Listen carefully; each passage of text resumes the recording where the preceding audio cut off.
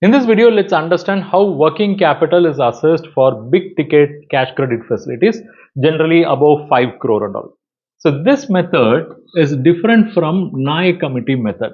Nayak committee method makes an assumption that working capital requirement of a business will be 25% of the turnover. But that cannot be applied for all the businesses. For some businesses, it will be only 10%. For some, it can be 30%, 40%. So it is recognized by this method. This method says go and have a look at what is their exact working capital requirement. Do not come to a conclusion that everyone is going to have 90 days working capital cycle. Okay, so this method will look into what is the actual working capital requirement. Of that, how much is funded by other current liabilities. So actual working capital requirement have to be assessed.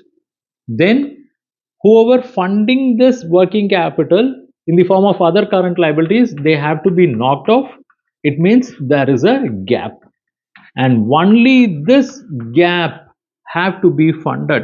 And before banks step in, borrower should bring in margin. So there should be margin by the borrowers, and only the balance can be funded, and only that will become eligible bank finance. So look, it is different from Nayak committee method because here the focus is what is the actual working capital requirement adjusted by other current liabilities, and we get the gap, then we deduct the margin, then we arrive at the eligible bank finance.